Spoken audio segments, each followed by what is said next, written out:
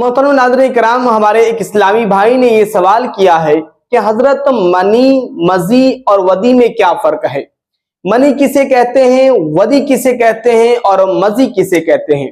अस्सलामु अलैकुम वरहमतुल्लाहि वबरकातुहू। मेरे प्यारे इस्लामी भाइयों, बहुत सारे हमारे इस्लामी भाई मनी में और मजी में और वदी में फर्क पैदा नहीं कर पाते हैं, और फर्क ना पैदा करने की वजह से वो पाकी और नापाकी के मसले से कंफ्यूज रहते हैं कि कहाँ पे मुझे गुस्ल करना है और जो है कहाँ पे हमें वुजू करना है। कभी कभी ऐसा होता है कि मनी निकलता है लेकिन उन्हें पता ही नहीं चलता कि ये वदी है या फिर मजी है, और वो गुस्ल नहीं करते हैं और गुस्ल ना करने की वजह से वो नापाक रह जाते हैं।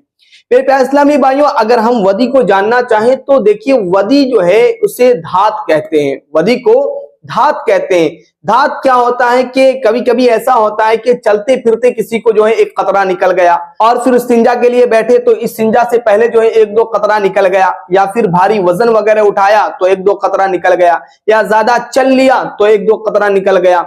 तो जो कतरात की तरह से गाहे बगाहे निकलता रहे उसे जो है वदी कहते हैं। और वदी जो होता है उसमें मनी की तरह बदबू नहीं होता है मनी ही की तरह। बात रही है कि वदी के निकलने से गुस्ल वाजिब होगा या फिर वुजू वाजिब होगा। तो देखिए, वदी के निकलने से जो है गुस्ल फर्ज नहीं होता है बल्कि वुजू फर्ज होता है। अगर किसी को ऐसा निकलता है तो वुजू कर लेगा तो ये वुजू ही उसके लिए काफी हो जाएगा। अब बात रही कि मजी किसे कहते हैं, तो देखिए, मजी जो है वो शहवत के साथ निकलता है। जब इंसान अपनी अहलिया से बात करता है या फिर किसी चीज को देखता है या फिर उसके जहन में जो है कुछ ख्यालात आते हैं, तो उसकी वजह से जो पानी की सूरत में चमकीला चमकीला होता है उसे जो है मजी कहते हैं।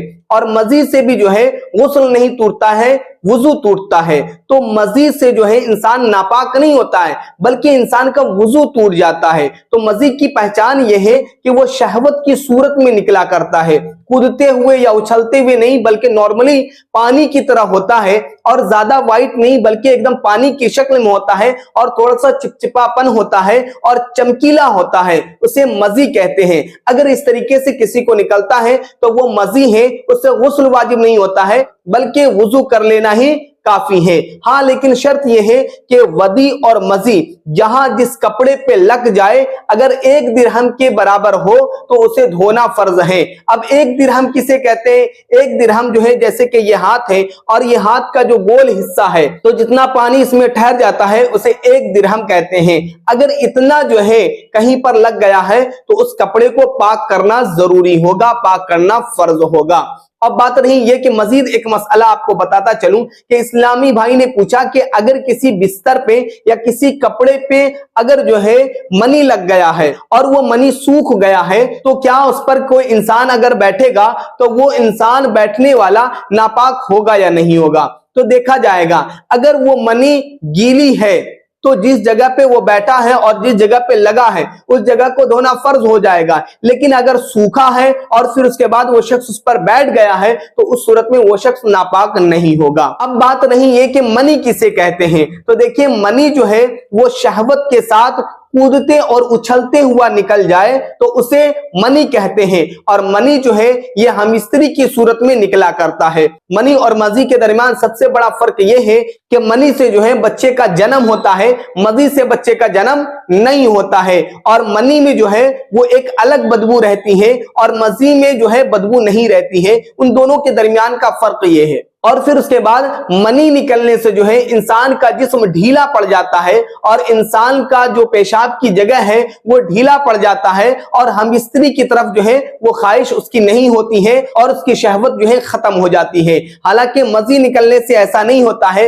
वदी निकलने से ऐसा नहीं होता है, लेकिन अगर मनी निकले तो इंसान का जिस्म ढीला पड़ जाता है और फिर उसके बाद इंसान के पेशाब की जगह जो है वो ढीली पड़ जाती है और इंसान जो है हम स्त्री की तरफ उसकी रगबत कम हो जाती है। अगर इस तरीके की कोई कैफियत हो तो उस सूरत में आपको समझ जाना चाहिए कि मनी निकला है और मनी निकलने से जो है गुस्ल फर्ज हो जाएगा। उस सूरत में आपको गुस्ल करना होगा, इसलिए कि आप नापाक हो गए हैं, और जिस जगह पे जिस कपड़े पे लगेगा उस कपड़े को भी पाक करना जरूरी है। मेरे प्यारे इस्लामी भाइयों, बहुत सारे इस्लामी भाई ने ये सवाल पूछा था कि इन तीनों के दरमियान का फर्क क्या है, तो मुझे उम्मीद है कि आपको इन तीनों के दरमियान का फर्क मालूम चल गया होगा। लिहाजा अगर आपको कंटेंट अच्छा लगता है तो जरूर इस चैनल को सब्सक्राइब करें। अस्सलामु अलैकुम वरहमतुल्लाहि वबरकातुहू।